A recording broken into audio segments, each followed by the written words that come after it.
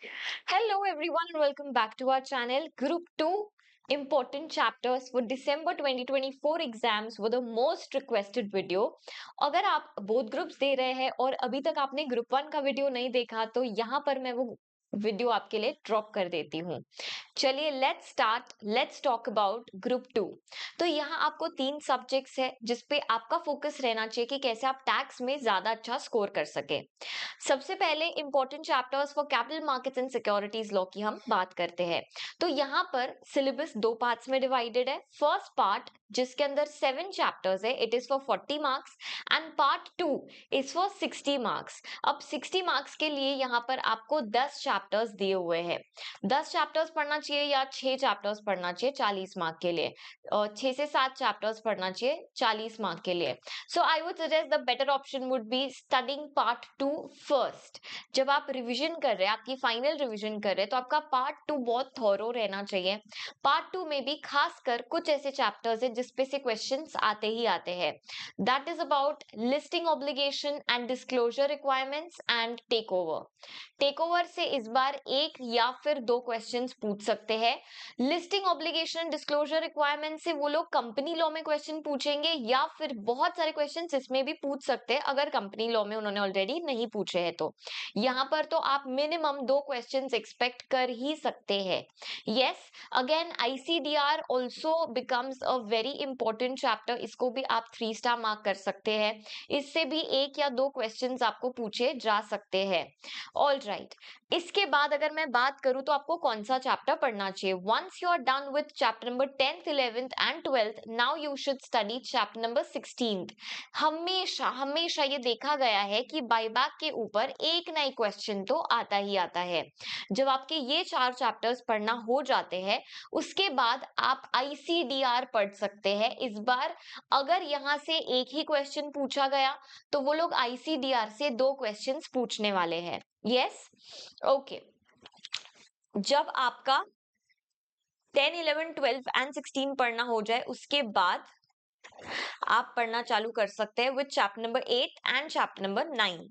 इसके बाद do the chapters like prohibition of insider trading, one question again।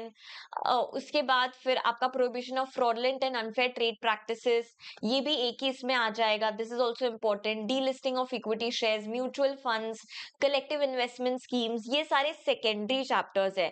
जो major chunk आपका जो आने वाला है that would be from 10 11 12 and chapter number 16th and then chapter 8 and 9th। yes, तो इसी सीक्वेंस में आप आपकी पढ़ाई कीजिएगा। बाकी सारे चैप्टर्स थोड़े से एक हाथ क्वेश्चन टाइप वाले क्वेश्चंस इसमें से आ सकते हैं। ओके, अगर कोई ऐसा चैप्टर जो आपको थोड़ा ऊपर ऊपर से पढ़ना हो तो that would B CIS, that is collective investment scheme. थोड़ा ऊपर से स्कीम कर लोगे तो चलेगा। Okay, now let's talk about part 1, that is the capital market। capital market आपको 40 मार्क्स के लिए है, लेकिन जो मेजर पार्ट है वो सिर्फ ये 4 चैप्टर्स में ही समा जाता है। ज्यादातर क्वेश्चंस आपको ये 4 चैप्टर्स में से ही देखने के लिए मिलेंगे। सबसे ज्यादा questions securities contract and regulation act के अंदर से मिलेंगे। यहाँ से आप 2 क्वेश्चंस मिनिमम एक्सपेक्ट कर सकते हैं। Basics of capital market and secondary market दोनों से आप एक एक क्वेश्चन कंपल्सरीली एक्सपेक्ट कर सकते हैं। Again securities and exchange board of India से भी आप 2 या फिर 1 क्वेश्चन एक्सपेक्ट कर सकते हैं। अगेन इसके साथ साथ जो थर्ड कैटेगरी ऑफ चैप्टर है जो आपको पढ़ना चाहिए, मतलब एक बार आपका चैप्टर 3 और 4 हो गया, उसके बाद you should study chapter 1 and 2 और फिर उसके बाद आपको पढ़ना चाहिए चैप्टर नंबर 6। तो मैंने आपको सीक्वेंस बता दिया है, इस तरीके से आपको पढ़ाई करनी है। इस बार मुझे ऐसे लगता है कि डिपॉजिटरीज के ऊपर 2 क्वेश्चंस पूछ सकते हैं, 1 या 2 क्वेश्चंस। तो आप डिपॉजिटरीज पे बेसिकली थोड़ा सा ज्यादा फोकस करिएगा। Again international financial services centres authority थोड़ा सा ऊपर ऊपर से पढ़ोगे तो चलेगा। लास्ट टाइम मैंने बताया था कि अगर डिपॉजिटरी पार्टिसिपेंट से भी आप थोड़ा ऊपर ऊपर से पढ़ोगे तो चलेगा, but this time I think that they are going to ask at least 1 question from it. And that's about it for capital market and securities law. इसमें आपको पढ़ाई कैसी करनी चाहिए, आपकी क्या स्ट्रैटेजी होनी चाहिए, स्पेशली जब आप फाइनल रिविजन कर रहे हैं तो पार्ट 2 पे थोड़ा ज्यादा फोकस करिएगा। उसके बाद पार्ट 1 पे आइएगा। पार्ट 1 में भी जो स्टार्टिंग के 4 चैप्टर्स है, they are going to take at least 25 marks, not मतलब मिनिमम 25 मार्क्स तो ये 4 चैप्टर से ही आने वाले हैं। ज्यादा भी आ सकते, कम भी आ सकते हैं। यस, चलिए, now let's talk about the next subject, that is ECIPL, that is Economic and Commercial and Property Laws. So again, this subject is also divided in two parts. First part जो कि 60 marks के लिए, but उसके लिए आपको 14 chapters पढ़ने हैं। वहीं अगर आप CMSL में देखेंगे ना, तो CMSL में सिर्फ 8 चैप्टर्स पढ़ने थे 60 मार्क्स के लिए। That was good. यहाँ पर तो 14 चैप्टर्स पढ़ने हैं सिर्फ पार्ट 1 के लिए फॉर 60 मार्क्स, और 5 चैप्टर्स पढ़ने हैं फॉर 40 मार्क्स। तो अब यहाँ पर मैं ऐसा रेकमेंड करूंगी कि पार्ट 2 के साथ आप शुरुआत कर सकते हैं आपका रिवीजन करने का। पार्ट 2 में कौन से इंपॉर्टेंट चैप्टर्स है? Obviously patent, trademark and copyright, इससे तो क्वेश्चन आने ही आने वाला है, दैट इज फॉर श्योर। दो क्वेश्चंस आप इनमें से एक्सपेक्ट कर सकते हैं। उसके बाद आप ये 2 चैप्टर्स पढ़े, that would be more than sufficient. थोड़ा कम कोई चैप्टर पढ़ना है, that would be chapter number 15, थोड़ा ऊपर से पढ़ोगे तो चलेगा। Again law relating to designs भी ऐसा चैप्टर है कि थोड़ा ऊपर से पढ़ोगे तो चलेगा, 1-2 चीजें छोड़ सकते हो।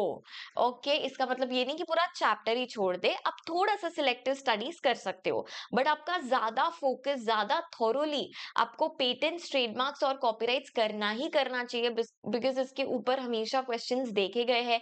कभी कभार केस लॉ बेस्ड क्वेश्चन पूछते हैं, कभी कभार डायरेक्ट क्वेश्चन पूछते हैं, but let's be prepared for case law questions.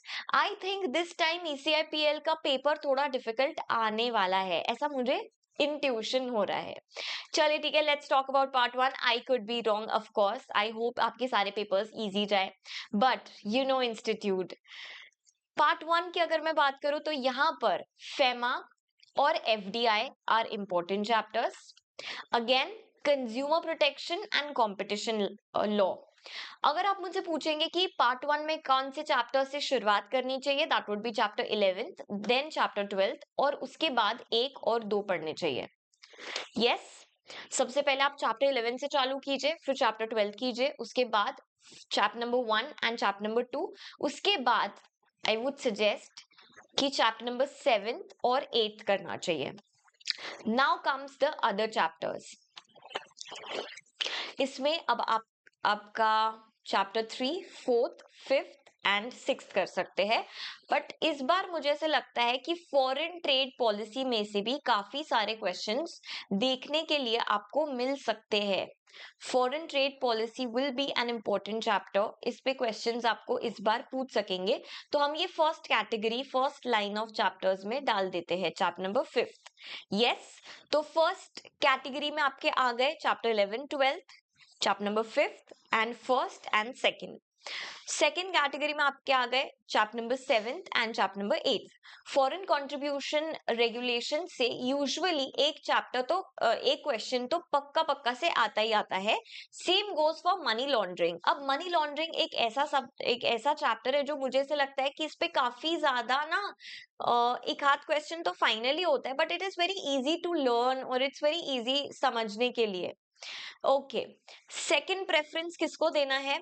Overseas direct investment, external commercial borrowings, law relating to SEZ, legal metrology पे भी एक क्वेश्चन हमेशा देखने के लिए मिलता है।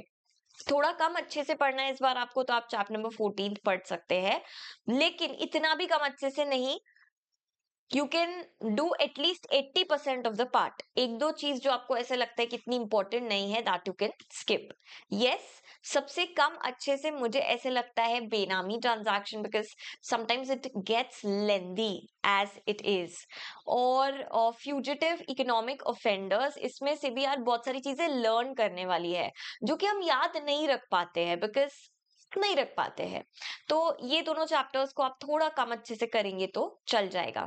बट जो बहुत इंपॉर्टेंट वाले चैप्टर्स है, जो 3 स्टार वाले चैप्टर्स है, वो तो आपको बेहतरीन तरीके से करने चाहिए। इनफैक्ट अगर मैं पार्ट 2 की भी बात करूं तो patent, trademark, copyright, design, in fact इसमें से भी जो ऐसे डेफिनेशंस है, उसके अगर आप डेफिनेशंस के सेक्शन वगैरह भी याद रख लेते हो तो इट्स वेरी नाइस। जैसे आपको पता है कि कॉपीराइट से क्वेश्चन आने ही वाला है।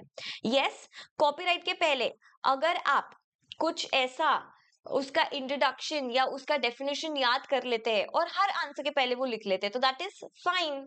यस, तो थोड़ा सा स्मार्ट स्टडीज करेंगे। अभी जो आपका फाइनल रिवीजन रहेगा that would be more about how you are going to present your answers ultimately. उस हिसाब से आप आपकी प्रिपरेशन अब करिएगा।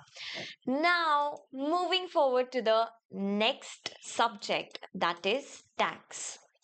I am not an expert for tax laws in practice, but I will tell you what I know and what I have learned while I got an exemption in the subject. तो part 2 से आपको शुरुआत करनी चाहिए। Part 2 भले ही 40 marks के लिए है, बट इतना इजी है, इतना इजी है, इतना इजी टू रिमेम्बर है कि क्या ही बताऊं। इसमें भी चैप्टर 15, 16, 17, 18, अब ये ना सीक्वेंस में पढ़ोगे तो बेहतर रहेगा। ऐसे ही पढ़ोगे तो एक लिंक आपका बना रहेगा। यस, चैप्टर नंबर 18 वैसे सबसे ज्यादा इंपॉर्टेंट है बिकॉज आईटीसी के ऊपर हर अटेम्प्ट में क्वेश्चन आता ही आता है। और एक जो इंपॉर्टेंट चैप्टर है that is customs act. Customs act भी इसमें आ जाएगा। कस्टम्स का वेटेज थोड़ा सा ज्यादा रहता है।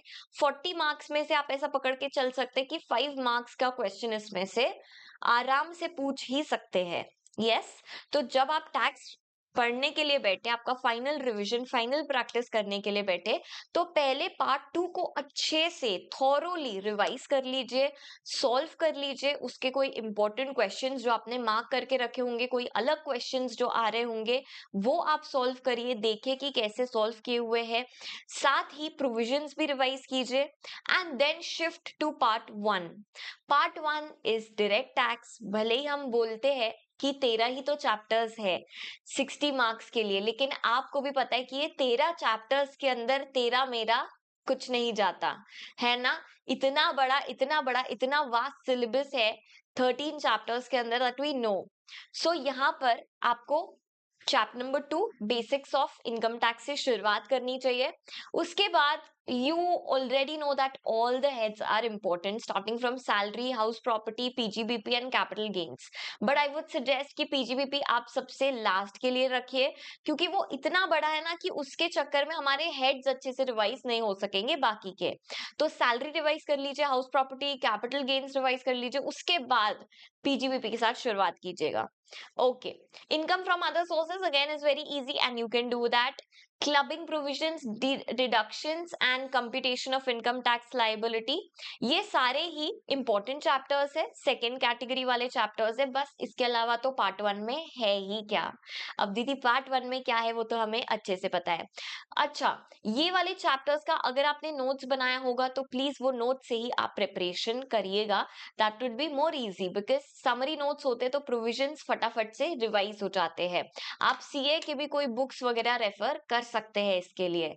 So that's about it. I hope that this video will help you to prepare your final revisions and give more weightage to very important chapters and less weightage to chapters जिसमें से बहुत questions past exam में देखने के लिए हमें नहीं मिले हैं।